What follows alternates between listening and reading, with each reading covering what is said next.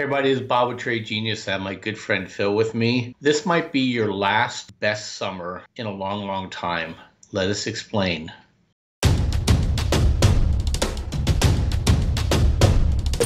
Trade Genius. Everybody, is Bob with Trade Genius. Usually I do fun ads. I talk about our service, but I want to be serious with you for a second. We've been helping a lot of people trading for a long time. As you can see here, I want to let them do the talking for me for a change. But most importantly, we want to help you too. If you've not joined our service yet, come check us out, tradelikeagenius.com. Full service. You know, we have chat room. We have the algorithms for you. We give trades out every day. We educate you. So go to tradelikeagenius.com. Check us out. What you get out of our service is much, much more than what you put into it. And we'd like to see you in the room. Thanks for listening.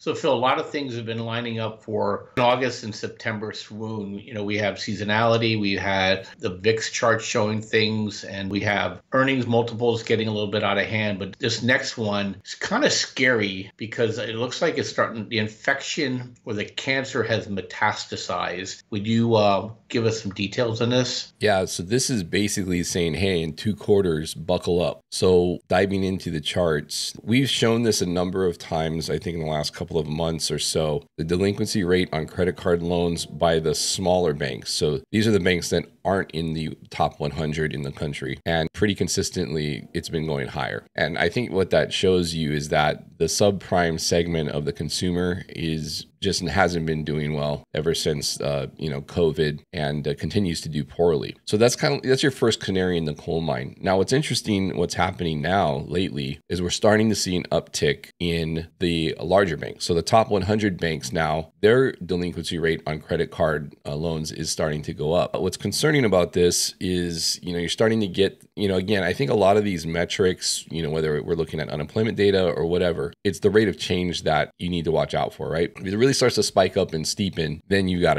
probably a signal that pain's coming. So the last 2 recessions are highlighted here with these gray vertical bars. Even the dot-com boom wasn't really that meaningful, but boy, did the 2008 just really spike, and that one hurt, right? I mean, I remember actually talking about that when we were in the thick of that man, if the credit card companies blow up, maybe that's just the 1-2 punch after we had the housing market blow up. That didn't really materialize, and they recovered partly because of the massive quantitative easing that was going on to kind of stimulate things. But we're ticking up pretty hard here, and we shouldn't be on the better part of the consumer segment. So this is concerning. This is something that we really didn't see previously when we shared this information. It wasn't really ticking up that much, but now at this point in the last couple of quarters, it has, to the point where you can really see it on the chart now. Then there's the Discover credit card. Now, for whatever reason, Discover is like your leading indicator for trouble. And back in 2008, Q1, we started spiking up, and then we had our great financial crisis essentially in Q4 of 2008, where it really culminated. So, here we are again, Q1 2024, and it looks like it's just doing the same move all over again. So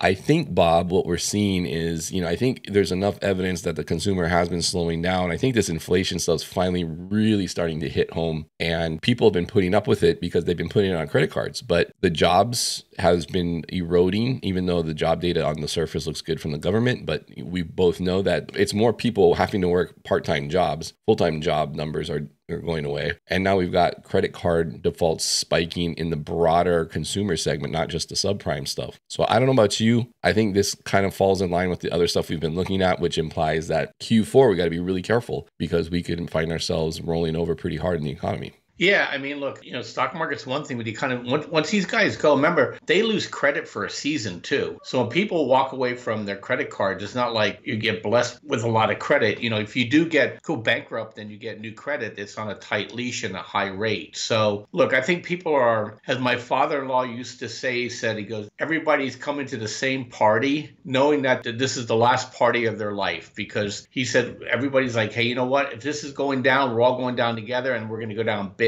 And I think that's what's happening here.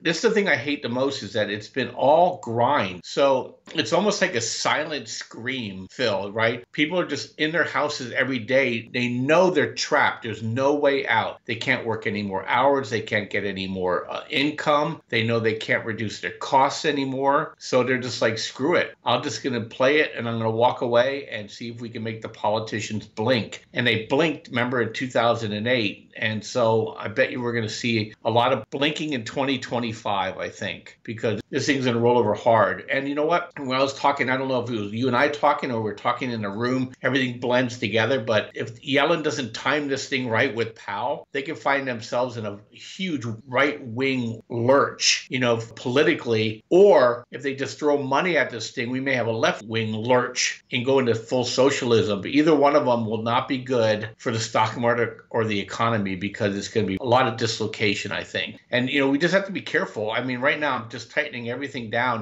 We're having beautiful runs right now. We probably will hit your all-time high, Phil, because the big money knows they have to get out. And then I think it'll be a summertime of everybody just kind of chilling. And then that Powell speech that he does in I don't know if it's Aspen, wherever they do that. Jackson Hole. Yeah, Jackson Hole, wherever they do that boondoggle. I think that's going to set the stage. And I think that's where we're going to find our top, right at the Jackson Hole meeting. And then I think things are going to probably go off the rails going into the end of the year. Yeah, people are looking for a proactive rate cut. And in our experience, we don't see proactive rate cuts. We see reactive rate cuts. And we were talking this morning in the room, maybe it's an event-driven thing, right? Maybe there's just some event, whatever it is, something not good geopolitically or in the world or conflict, but something forces their hand because the markets and the economy are taking a hit for whatever reason for some external factor. So that's also one way that it could play out too. And it's more of a black swan scenario because you just don't know when that comes. But either way, when you get a pause in an inversion, yield curve inversion, as we have now, and this is historically one of the longest pauses and one of the longest yield curve inversions, you kind of have to look at that as it could play out as one of the longer recessions that follows as well. So you just have to be realistic about it, temper your expectations, but also know that the market can absolutely run up right before things blow off and then roll over. That's a lot of times that's what the market does, and that's why the market seems irrational at times. But that's just the way that the plumbing works. So yeah, and the stability leads to instability, and the longer you're stable, the more unstable you get. I mean, look at companies like Boeing. They're doing everything they possibly can to keep the stock price up, and what's happening internally, the company is crumbling,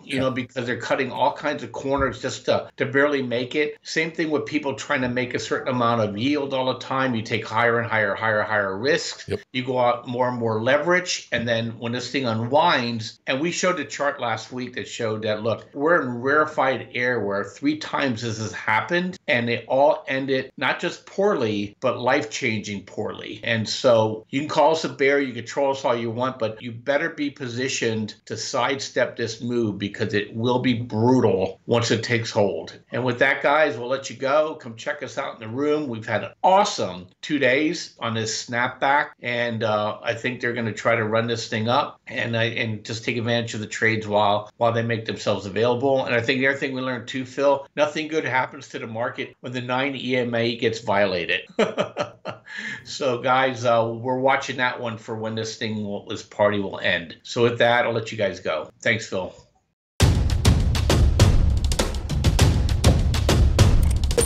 Trade Genius.